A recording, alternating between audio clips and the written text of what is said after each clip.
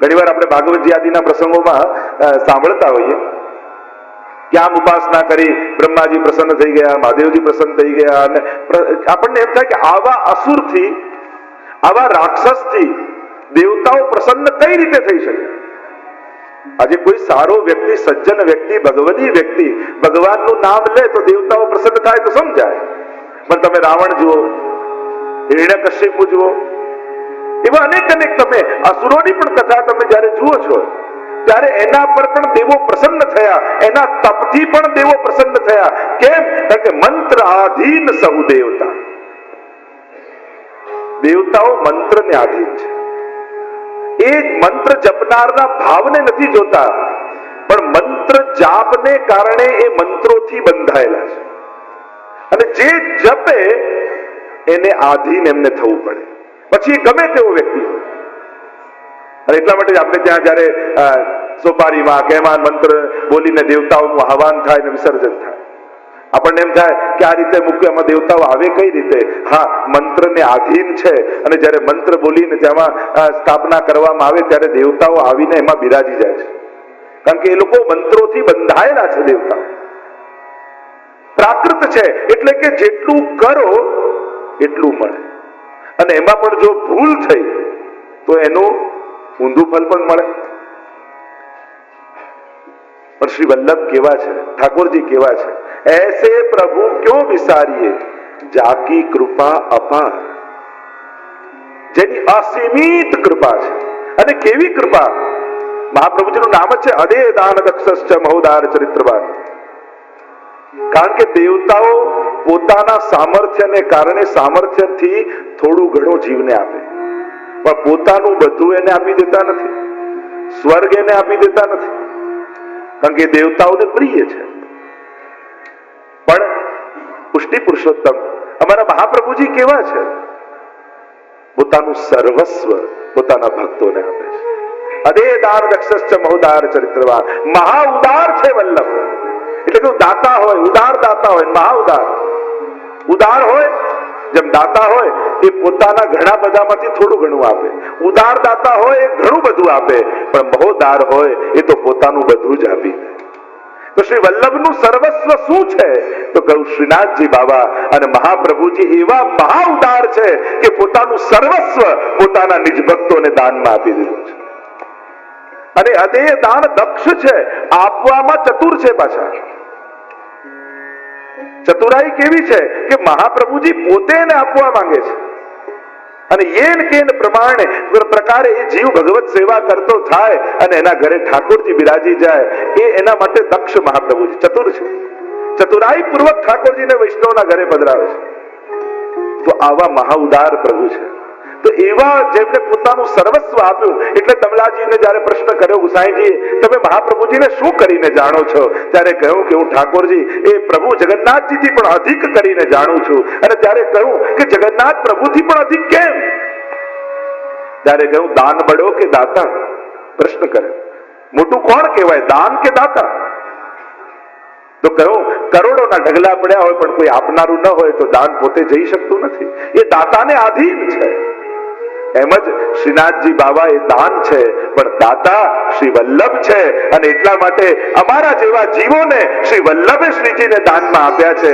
એટલા માટે અમે તો મહાપ્રભુજીને અધિક કરીને જાણીએ છીએ, શ્રી વલ્લભને સર્વસ્વ કરીને જાણીએ છીએ.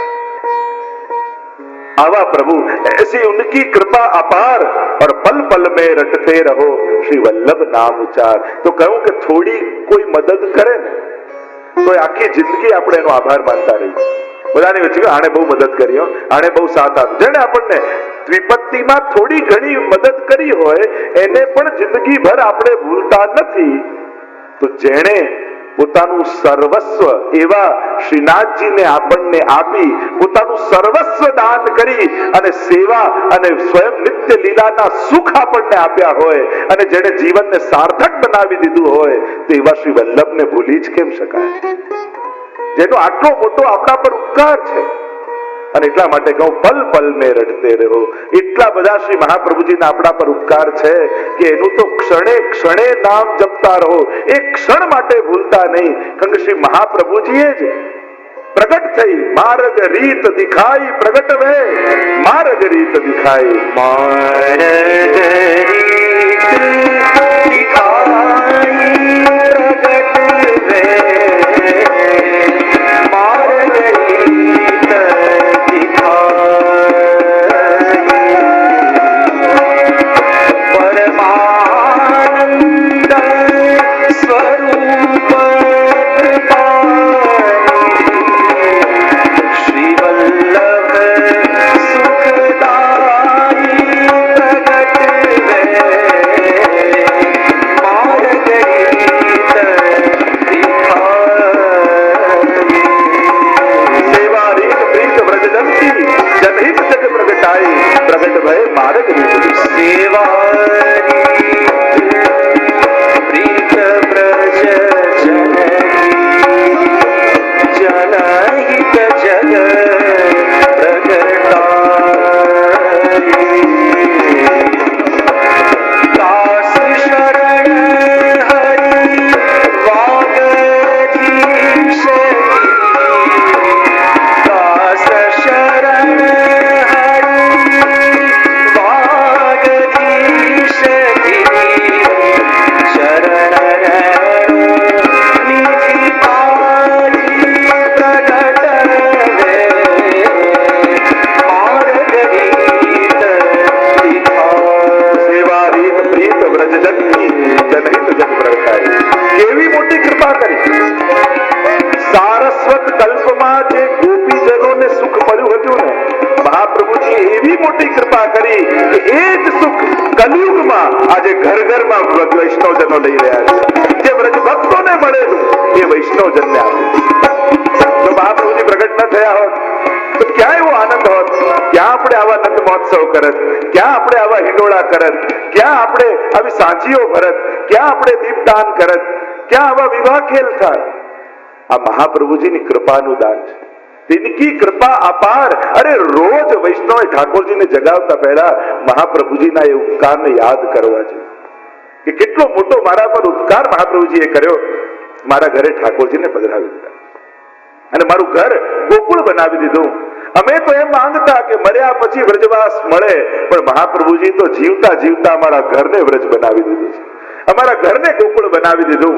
આટલી મોટી કૃપા મહાપ્રભુજીએ કરી તો એનું સ્મરણ કરતા હરિરાયજી આગળ ગાન કરતા કહે, શ્રી વલ્લભ નામ जहाँ तहाँ तू मत बोल, जब हरिजन ग्राहक मिले आगे तू बोल, श्री वल्लभ आगे तू बोल, श्री वल्लभ नाम खराज है, जहाँ तहाँ तू मत जब हरिजन ग्राहक मिले आगे तू बोल, श्री वल्लभ आगे तू बोल। श्री वल्लभ नाम अगाध है, जहां तहां तू मत बोल, जब ग्राहक हरिजन मिले आगे तू खोल। श्री वल्लभ નું નામ હરિરાયજી કહે પલ પલ में રટતે રહો શ્રી વલ્લભ નામ ઉચ્ચાર, ક્ષણે ક્ષણે એનું નામ જપો, પણ જપતા સાવધાની રાખજો। કોની આગળ એ નામ ખોલવું, કોની આગળ પોતાના વલ્લભ પ્રત્યેના ભાવને ખોલવા? જો મળેલી દુર્લભ ભાવાત્મક એ ભાવને ગમે ત્યાં ઢોળી દેવું એ મૂર્ખતા છે। જે ભાવની નિધિ મળી છે એને જો તમે હૃદયમાં નથી સંગ્રહી રાખી શકતા તો માનજો કે તમે પાત્ર નહોતા। આ ભાવની નિધિ દુર્લભ છે। શ્રી વલ્લભ પ્રત્યેનો ભાવ એ દુર્લભ છે। વલ્લભ નામ અગાધ है, અગાધ છે, જેની સીમા નથી, જેની કોઈ મૂલ્ય નથી, અનમોલ છે। જહાં તહાં તું મત બોલ। જેમ યમુનાજીના 41 પદમાં પણ કહીએ છે ને કે શ્રી યમુનાના જૈસે ભક્ત રાખત ही हार करके। યમુનાજીનું નામ કઈ રીતે રાખવું કે જેમ હૃદયમાં હાર કરીને રાખીએ છીએ।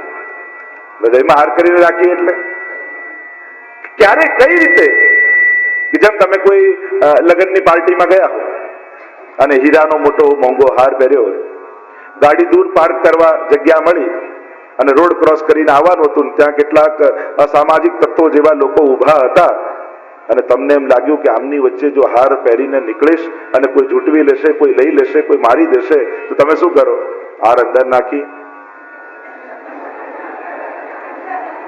એટલે કે એને દેખાય નહીં એટલે રાખી અને પછી જાઓ. અને છેક પહોંચી ગયા અને પાર્ટીમાં આવી ગયા લગ્નની, અને બધા જ હવે સ્વજનો, પોતાના ઓળખીતા અને પોતાના સખીજનો, પોતાના મિત્રજનો છે, એટલે હવે ઢાંકી નાખો. હવે તો બધાને દેખાય એ રીતે બહાર કાઢી અને પછી આપણે જઈએ, જેથી 4 જણા પૂછે કે ક્યાંથી લાવ્યા. બસ ભગવદી જનો વલ્લભનું નામ પણ એ રીતે લે છે કે જેને વલ્લભના સ્વરૂપનું જ્ઞાન નથી, જેને કોઈ સમજ નથી, જેને દુર્ભાવ છે, એવા જનો જ્યારે મળે ત્યારે વલ્લભના નામને ઢાંકી લે. અને જ્યારે હરિજનો, ભગવદીય જનો, વૈષ્ણવજનો, વલ્લભીજનો મળે ત્યારે એ રીતે લે કે દરેકને વલ્લભનું નામ લેવાની ઈચ્છા જાગી. वल्लभ नाम अगाध है, जहां तहां तू मत बोल, जब ग्राहक हरिजन मिले तागे तू. અને જ્યારે આવા હરિજન ગ્રાહક મિલે, નિજજનો મળે, સ્વજનો મળે, અને ત્યારે તો વૈષ્ણવ મોટે મોટેથી ગાય ને, એવું શ્રી વલ્લભ પ્રભુનું નામ અમને પ્રાણ પ્યારું છે. એવું શ્રી વલ્લભ પ્રભુનું નામ અમને પ્રાણ પ્યારું છે.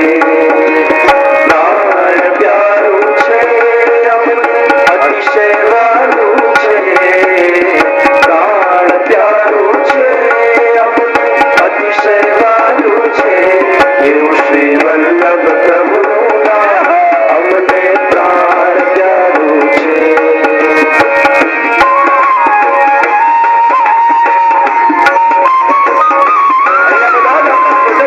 વલ્લભી જેનો છે એટલે મોટે મોટેથી વલ્લભના